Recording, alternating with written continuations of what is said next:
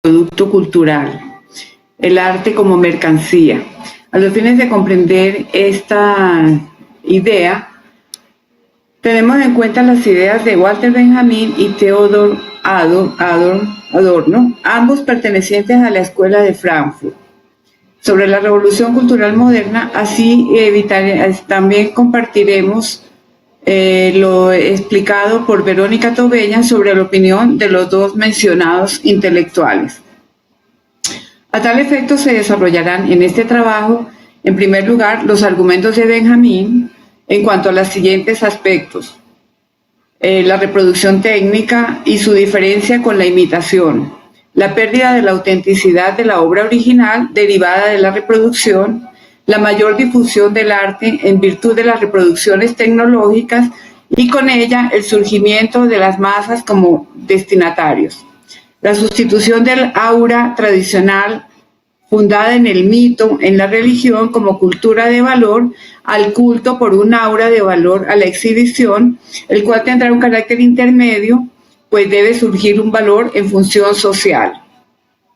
En segundo término, abordaremos las ideas de Adorno en cuanto a el valor de los valores artísticos tradicionales, la pérdida del arte o su desmitificación por su carencia de mensaje y la liviandad de la cultura de masas.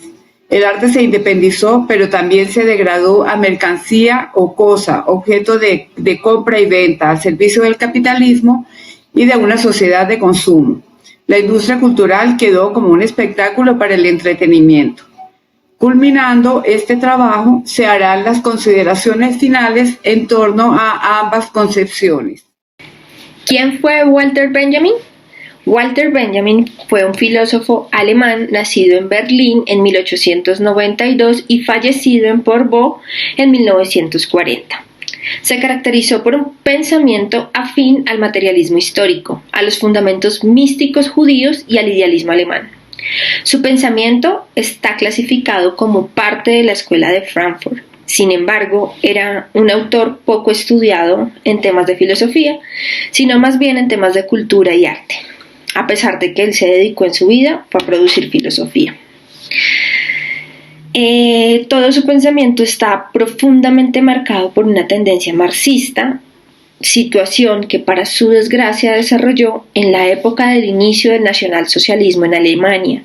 Por esta razón fue exiliado de su país y años después muere en el exilio en una ciudad española donde él se suicidó.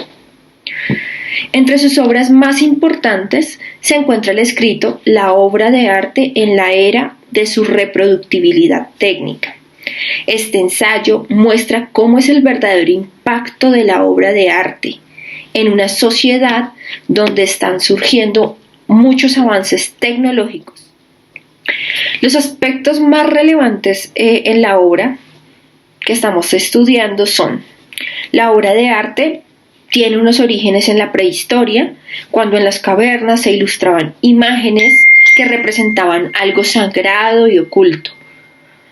Sin embargo, a partir de la evolución de las sociedades feudales, la imagen pasa a ser parte de los cultos y de la religión, pero sin embargo sigue siendo de un acceso muy restringido para el común de la sociedad.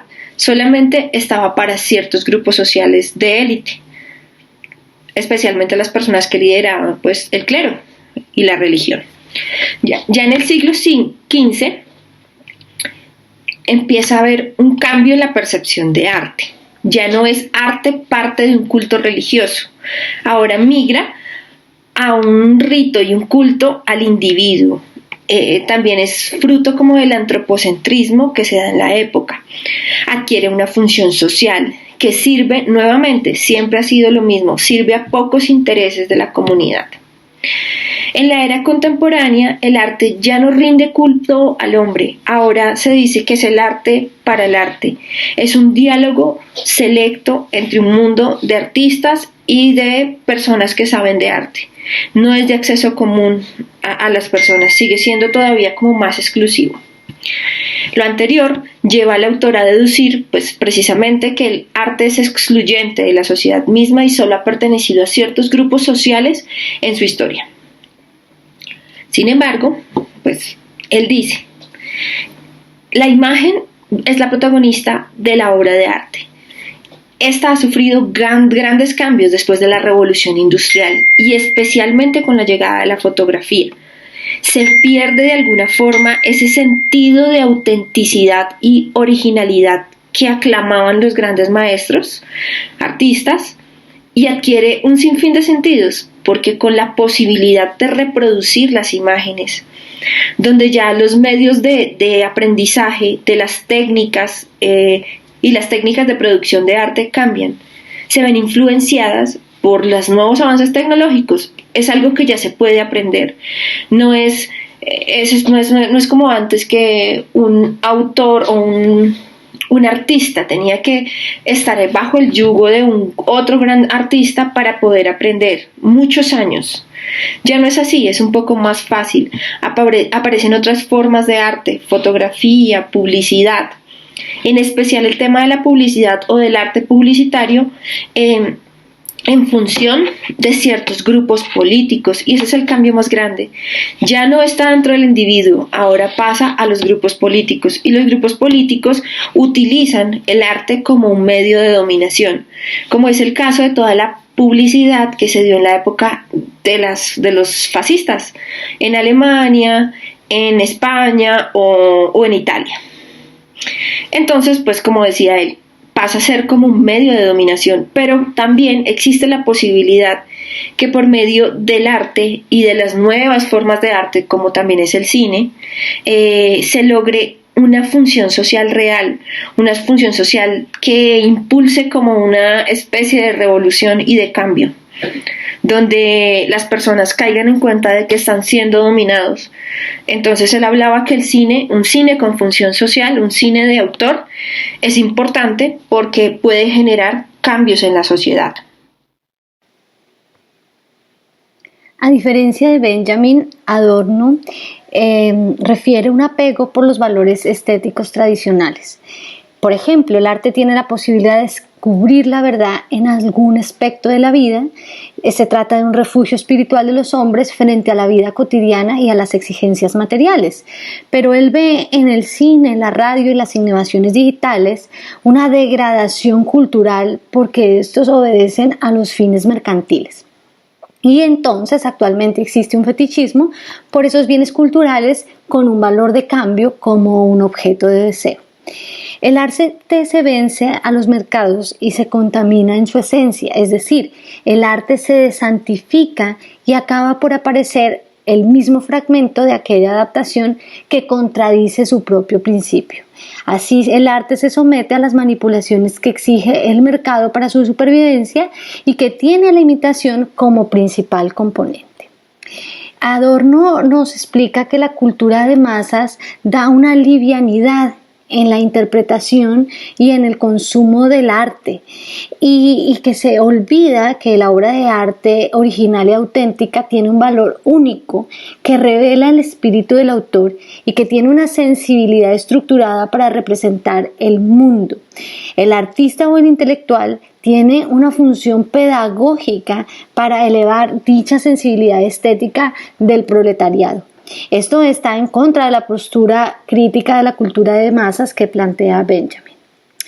Por ejemplo, nos comenta que el jazz, el cine, los dibujos animados son creados para ejercer poder sobre los oprimidos a un modo simbólico que los prepara para enfrentar la cotidianidad y las exigencias de la vida moderna, tomando así el arte para el ocio. El sujeto es pasivo a los mensajes que son alienadores y que son transmitidos ahí, y a la vez los convierte en esclavos de este sistema.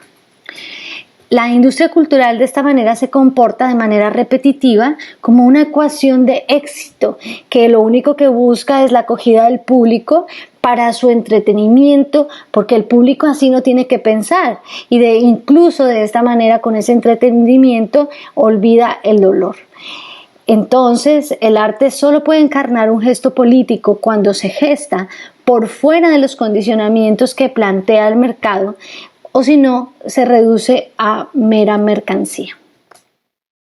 A pesar de que Adorno y Benjamin compartieron buena parte de los conceptos, El discurso de su discusión los puso en distintos lugares frente a la caracterización de la obra de arte y a lo que avisoraban a partir del desarrollo de sus técnicas reproductivas y su caracterización como mercancía. En términos generales, se ha considerado que Adorno fue quien más cerca estuvo de la defensa de las clásicas posturas modernas frente al arte, lo que lo condujo a cierta desesperanza frente a lo que pasaría con el arte despojado del aura y convertido en mercancía mediante la reproducción con los nuevos adelantos técnicos. Por su lado, Benjamin, caracterizado por un pensamiento más contemporáneo, aunque no pudo estar ya para ver el auge de este desarrollo, creyó posibles consecuencias sociales emancipatorias mediante su difusión. A pesar de ello, deberíamos tener en cuenta que en algunos momentos, como en la carta que Adorno remite a Benjamin en 1936, es el autor quien reclama un ámbito de posibilidad mayor para el arte por venir y la preservación de su autonomía. Después de casi un siglo de esta discusión, podemos hacer un balance de los efectos para el arte previstos por estos pensadores.